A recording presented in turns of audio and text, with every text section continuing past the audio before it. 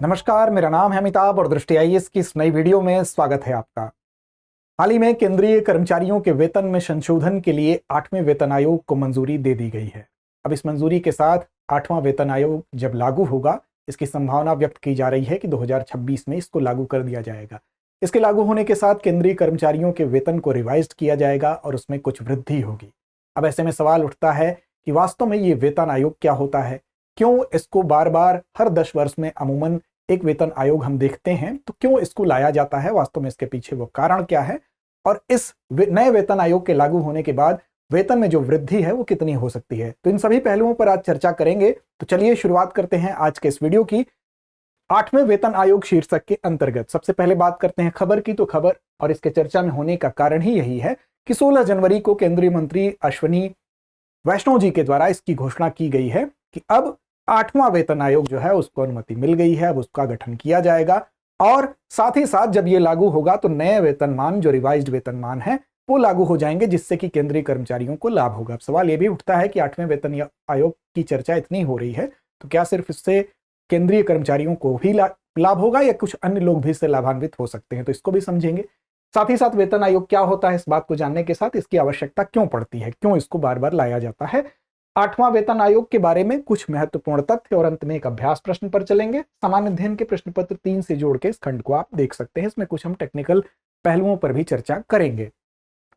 सबसे पहले बात कर लेते हैं खबर की। तो खबर है 8th पे commission for central government employees approved ahead budget 2025। अब 2025 तक ये ऐसा माना जा रहा है, इस बजट में इसको प्रोविजन किया जा रहा है कि आगे 2026 से इसकी जो भी इसके प्रावधान है वो लागू हो जाएंगे। किसके द्वारा घोषित हुआ है, तो केंद्रीय मंत्री के द्वारा, अश्विनी वैष्णव जी के द्वारा इसकी घोषणा की गई है 16 जनवरी 2025 को।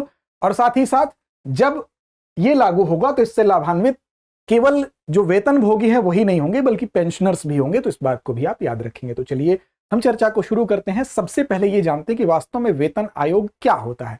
तो दरअसल जो वेतन आयोग होता है वो केंद्र सरकार का, उसके द्वारा स्थापित किया जाता है। एक ऐसा निकाय होता है जिस निकाय का क्या कार्य होता है, ये कर्मचारियों के जो भी वेतन ढांचे होते हैं, कर्मचारियों को दिया जाने वाला जो वेतन होता है, जो सैलरी होती है, उसमें बदलाव के लिए उसकी समीक्षा करता है। उसको देखेगा कि ये कितना बदलाव अपेक्षित है एक निश्चित समय के बाद, 10 वर्षों का जो समय होता है उसमें बढ़ी हुई महंगाई के साथ कितना बदलाव किया जाना चाहिए। इसके अलावा अन्य कारकों पर भी विचार किया जाता है। वो मुद्रास्फीति हो सकती है, वो महंगाई हो सकती है, वो लोगों के रहन सहन और उसके खर्च होने के जो स्तर हैं उसमें बदलाव हो सकती है।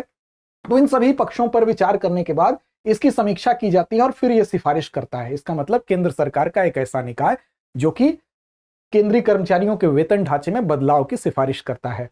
अब ये तमाम पक्षों पर समीक्षा करने के पश्चात अब वेतन आयोग की संरचना वित्त मंत्रालय के व्यय विभाग के अंतर्गत आती है, इसको भी आपको याद रखना है।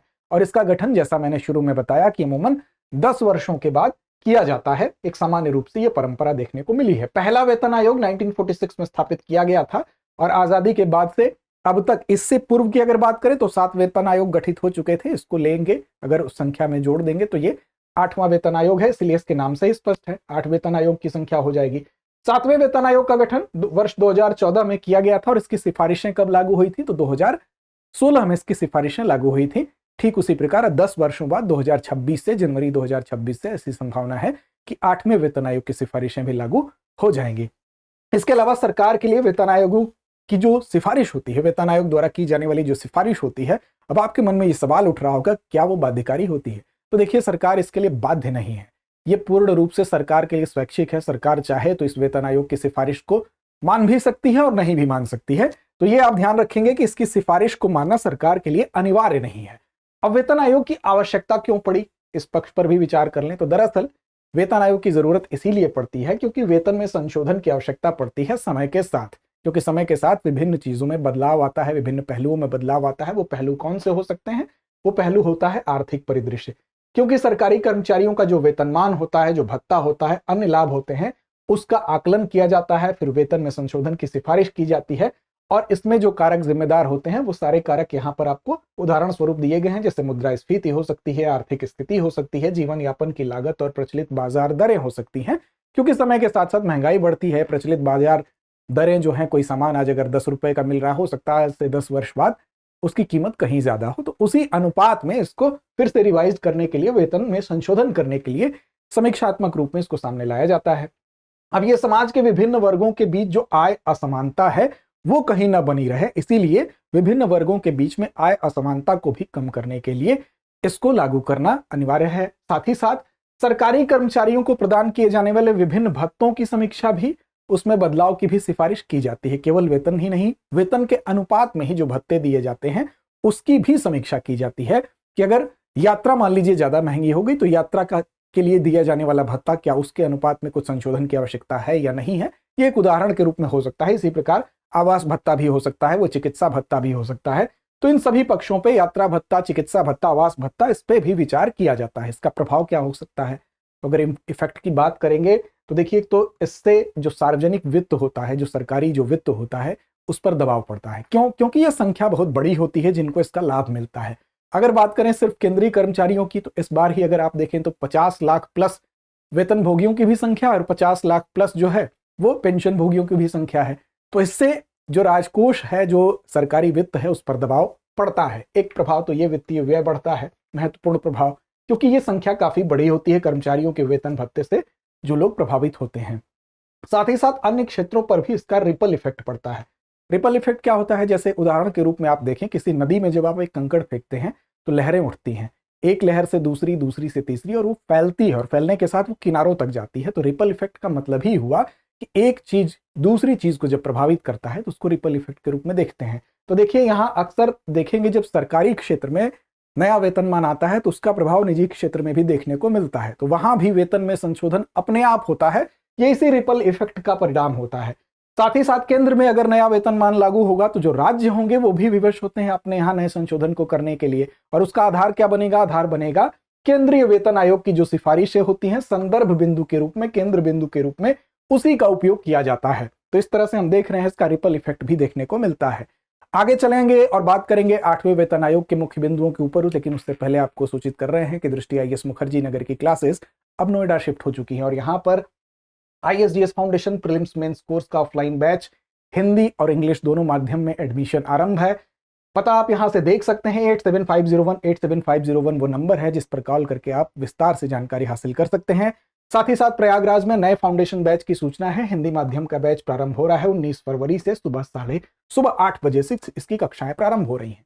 अब बात करते हैं 8वें वेतन आयोग की। 8वें वेतन आयोग की अगर बात करें तो जैसा कि आपने देखा कि घोषणा 16 जनवरी 2025 को हुई है, और इसमें इसकी घोषणा किसके द्वारा की गई है? तो केंद्रीय मंत्री अश्विनी वैष्णव जी के द्वारा इसकी घोषणा की गई है। देखिए, लाभान्वित होने वाले लोगों की संख्या कितनी है, तो 50 लाख केंद्रीय सरकारी कर्मचारी लाभान्वित होंगे और साथ ही साथ 65 लाख पेंशनर्स लाभान्वित होंगे। देखिए, वित्तीय बोझ की हम बात कर रहे थे, इस संख्या से आप अनुमान लगा सकते हैं कि वित्तीय बोझ किस प्रकार से बढ़ता है।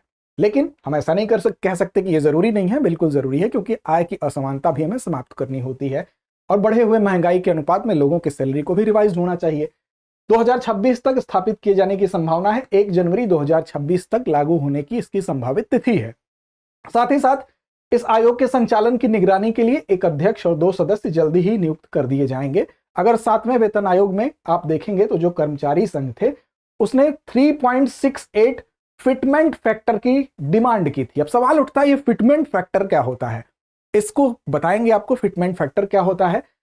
हालांकि इसकी डिमांड 3.68 की हुई थी 7वें वेतन आयोग में, लेकिन सरकार ने इसको माना कितना? तो 2.57 फिटमेंट फैक्टर को सरकार ने स्वीकार किया था और इसको लागू भी किया गया था। अब सवाल उठता है कि ये फिटमेंट फैक्टर क्या होता है? तो देखिए, बेसिकली ये जो होता है ये एक मल्टीप्लायर टूल है। मल्टीप्लायर टूल जिसका उपयोग केंद्र सरकार के कर्मचारियों के रिवाइज्ड वेतन को हम कैलकुलेट करने के लिए करते हैं। मतलब ये हुआ कि ये एक ऐसी संख्या होती है जिस संख्या को हम, जो बेसिक सैलरी होती है, जो मूल वेतन होता है, मूल वेतन क्या होता है? किसी भी वेतन का आधार होता है जिस पर अन्य भत्ते और लाभ जोड़े जाते हैं। तो उस मूल वेतन में जब आप फिटमेंट फैक्टर को मल्टीप्लाई करेंगे, मल्टीप्लायर टूल है, इसका मतलब कि जो भी वेतन आपका XYZ होगा उसमें जब आप मल्टीप्लाई कर देंगे किसको? फिटमेंट फैक्टर को, तो आपको पता चल जाएगा कि जो नया वेतन हुआ है, जो रिवाइज्ड वेतन मान है, वो कितना है।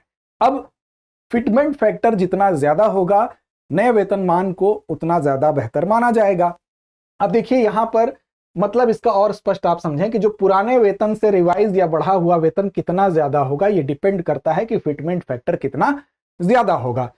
ये बेसिक सैलरी में फिटमेंट फैक्टर से गुणा करके निकाला जाता है। अब 7वें वेतन आयोग में आपने देखा कि 2.57 था, यानी कि कर्मचारियों का नया वेतन जो है पुराने वेतन का 2.57 गुना हो गया। मतलब जो भी उनका पुराना वेतन था उसमें इंटू 2.57 हुआ, फिटमेंट फैक्टर से उसको गुणा किया गया और नए वेतन को लागू किया गया। अब यहां पर यह हो रहा है, उम्मीद की जा रही है कि नए वेतन में 3 फिटमेंट फैक्टर के आसपास की संख्या होनी चाहिए, जिससे कि उनमें होने वाली जो वृद्धि है वो 40% से ज्यादा होगी। लगभग ऐसा अनुमान है कि अगर 3 फिटमेंट फैक्टर रहा या उससे ज्यादा रहा तो यह माना जा रहा है कि लगभग 43% वेतन में वृद्धि हो सकती है। अब कैसे कैलकुलेट करें? तो कोई नई सैलरी आपको ज्ञात करनी है तो बेसिक सैलरी जो भी है, इस वक्त की बेसिक सैलरी मान लीजिए किसी की 10,000 रुपए है, तो उस 10,000 रुपए में आप फिटमेंट फैक्टर, अगर पुराने फिटमेंट फैक्टर को लें 2.57, तो 10,000 में 2.57 को अगर आपने गुणा कर दिया तो रिवाइज सैलरी आपको मालूम हो जाएगी कि 10,000 गुणे 2.57, इसका मतलब कि 25,700 रुपए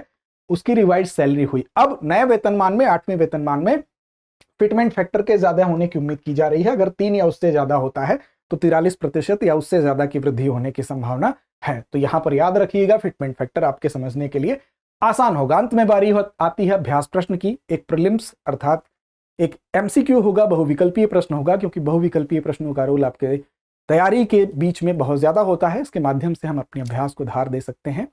बहुविकल्पीय प्रश्न का जवाब आप जरूर दें। 7वें वेतन आयोग में फिटमेंट फैक्टर कितना तय किया गया था? विकल्प आपके सामने है, 2.25, 2.57, 3 या 2.75।